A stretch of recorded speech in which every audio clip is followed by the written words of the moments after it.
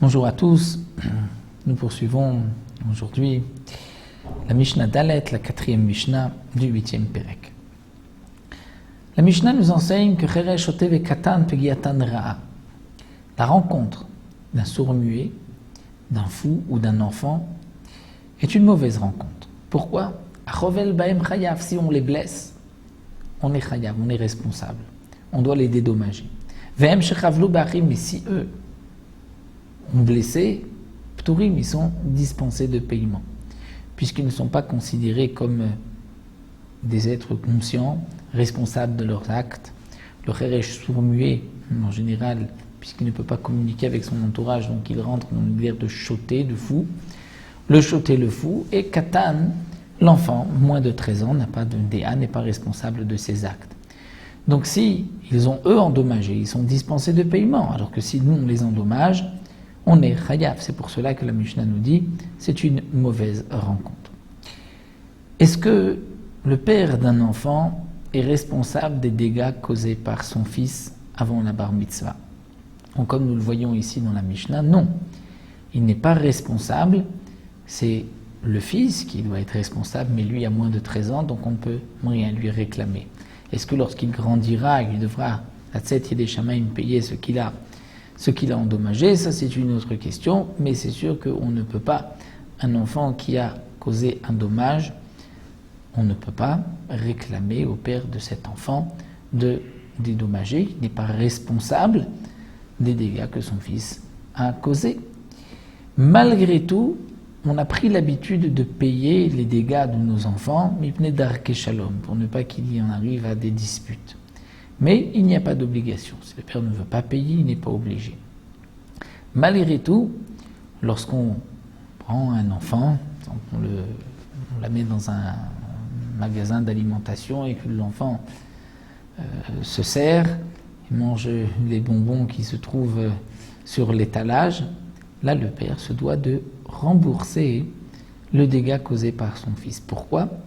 Puisque c'est le père qui a amené son fils dans cet endroit, à cet endroit, dans ce magasin. C'est comme si un homme amène une bête dans un endroit où la bête peut endommager. Il est responsable. Son fils n'est pas moins, entre guillemets, que la bête sur ce point-là, puisqu'on sait qu'un enfant ne peut pas toujours résister, dépend aussi de son éducation, devant des aliments qui l'attirent. Donc le père devait faire attention, devait auparavant réfléchir et ne pas l'amener dans cette endroit. S'il l'amène, il est donc tenu de le garder. Mais si un enfant a lui-même endommagé, le père n'est pas responsable, mishum darkei shalom, pour ne pas arriver à des disputes avec son entourage, il est conseillé de payer.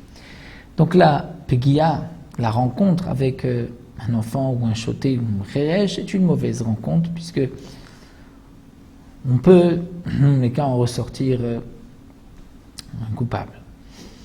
Haeved ve'aishab ki atanra, un esclave, une femme, c'est aussi une mauvaise rencontre. Mais moins que les enfants, comme nous allons le voir. Pourquoi? Rovel baem chayav, lorsqu'on blesse un esclave ou une femme, on est responsable, alors que hem shechavlu bachim pturim, eux sont dispensés. Pourquoi sont-ils dispensés? Pourquoi une femme qui a endommagé est-elle dispensée de paiement? Ce n'est pas qu'elle est vraiment dispensée de paiement.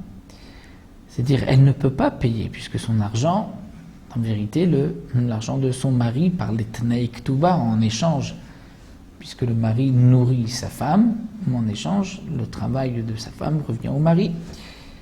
C'était une takana en faveur des femmes qui parfois ne pouvaient pas venir à leurs besoins par leur simple travail, donc le mari s'engageait à les nourrir. En échange, l'argent de la femme, les gains de la femme appartenaient au mari. Donc d'une manière générale, la définition, la femme n'a pas d'argent à elle, et c'est donc pour cela que si elle endommage, elle est dispensée de paiement. Mais si elle divorce, elle devra ensuite payer de son argent. Donc la rencontre avec un esclave et une femme est aussi une mauvaise rencontre, puisque si eux ont endommagé, ils sont dispensés de paiement, ceux qui les blessent, chayav et chayav. Eux qui ont endommagé d'autres, pturim sont dispensés de paiement. Aval, me meshalmim lachar zman. C'est-à-dire ensuite, ils payeront par la suite quand Nidgar Shaïcha, si la femme a divorcé ou si elle est veuve, ou Nishtacher Aeved, ou si l'esclave a été libéré. Dans ce cas-là, Chayvim Leshalem, ils se doivent de payer les dégâts qu'ils ont causés auparavant, avant de divorcer, avant d'être libérés. Et donc, c'est pour cela que après ils devront payer. Donc la Mishnah ici nous a rapporté le cas du dégât causé par un enfant. Lui est patour, sinon on lui cause un dégât, on est chayav. Le dégât causé par la femme, elle est ptoura, mais elle payera si elle divorce ou si elle devient veuve. Voilà pour la Mishnah Dalet, on continuera avec la Mishnah Hit.